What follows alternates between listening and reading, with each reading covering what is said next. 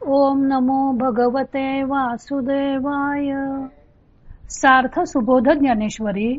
लेखन आणि वाचन सौ मनीषा भास्कर अभ्यंकर, महाराष्ट्र, मिरज 416410. अध्याय 3. कर्मयोग. काम व क्रोध मनुष्याला बळजबरीने परधर्म स्वीकारायला भाग पाडतात. भाग 2. ओव्या आहेत 246 ते 250. ज्ञानेश्वर कामक्रोधांचे चित्रण करत आहेत हे आपण पाहत आहोत. आता ते कामक्रोधाशी संलग्न असणाऱ्या विकारांचे चित्रण करणार आहेत. जयासी भुकेलिया आमिषा, हे विश्व न पुरेची घास, कुळवाडी यांची आशा चाळीत असे. भूक लागली असता खाण्यास हे जग ज्यांना एका घासालाही पुरत नाही, अशा या कामक्रोधांचा जो नाशकारक व्यापार आहे त्या व्यापारावर देखरेख आशा करते. कौतुके कवळिता मुठी, जे 14 भुवने ठेकुटी, ते भ्रांती तिये धाकुटी, वाल्ही दुल्ही. सहज मुठीत धरण्यास जिला 14ही भुवने थोडी आहेत, अशी जी भ्रांती ती या आशेची नव्या नवसाची धाकटी बहीण आहे. जे लोकत्रयाचे भातुके, खेळताची खाय कवतिके, तिच्या दासीपणाचे नि बिके तृष्णाजीये.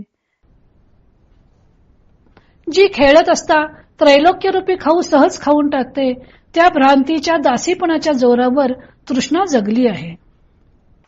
हे असो मोहे मानिजे, याते अहंकारे घेपे दिजे, जेने जग आपुलेनी भोजे नाचवीत असे. हे असो, या कामक्रोधांना मोहाचे घरी मान आहे. आपल्या करामतीने जो सर्व जगास नाचवतो तो अहंकार या कामक्रोधांपाशी देवघेव करतो. जेणे सत्याचा भोकसा काढिला, मग अकृत्य तृणकुटा भरिला, तो दंभू रूढविला जगीही. ज्याने सत्याच्या पोटी असलेला माल मसाला काढून त्याऐवजी अकृत्यांचा पेंढा भरला, असा जो दंभ तो या कामक्रोधाने जगात प्रसिद्धीस आणला. जीविताचे शत्रू असणाऱ्या कामक्रोधांना मनुष्य रूपात चित्रित केल्यावर ज्ञानदेवाने कामक्रोधांशी संलग्न असणाऱ्या इतर विकारांचेही चित्रण केलेले आहे. ज्ञानदेव म्हणतात की काम क्रोध यांची भूक अफाट आहे. त्यांच्या भुकेला एका घासासाठी विश्व सुद्धा पुरत नाही आणि त्यांच्या व्यापारावर आशा देखरेख करते. आशा ही काम वाढवत जाते व तो काम पुरा झाला नाही की क्रोध निर्माण होतो. आशा आली की तिच्याबरोबर तिची धाकटी मोठ्या नवसाने झालेली बहीण भ्रांती सुद्धा पाठोपाठ हजर होते. भ्रांती म्हणजे विपरीत ज्ञान. भ्रमाने जी गोष्ट सत्य नाही तिला सत्य मानणे म्हणजे भ्रांती.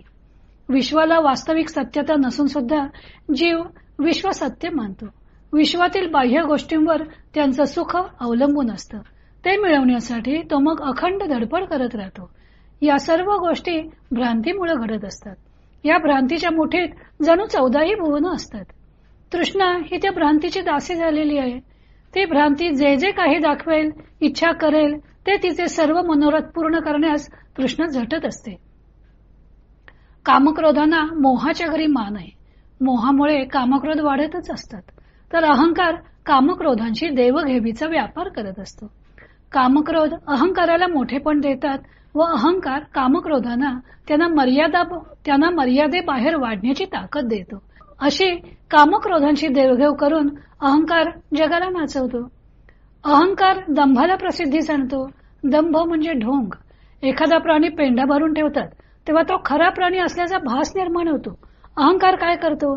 जी गोष्ट सत्य नाही ती सत्य असल्याचे भासवतो. एखादा मनुष्य साधू नसूनही तो जेव्हा आपण साधू असल्याचे नाटक करतो तेव्हा त्याचे ते वागणे दांभिक ठरते. मनुष्याला अहंकार असेच दांभिक बनवत असतो. हे अहंकाराचं कार्य आहे. अशा प्रकारे ज्ञानेशाने कामक्रोध कसे आहेत ते स्पष्ट करून नंतर त्यांच्याबरोबर येणारे जे सहकारी विकार आहेत त्यांचे चित्र रेखाटलेले आहे. पुढे ज्ञानदेवांनी कामक्रोधांचे कार्य वर्णिलेले आहे ते आपण उद्या पाहू.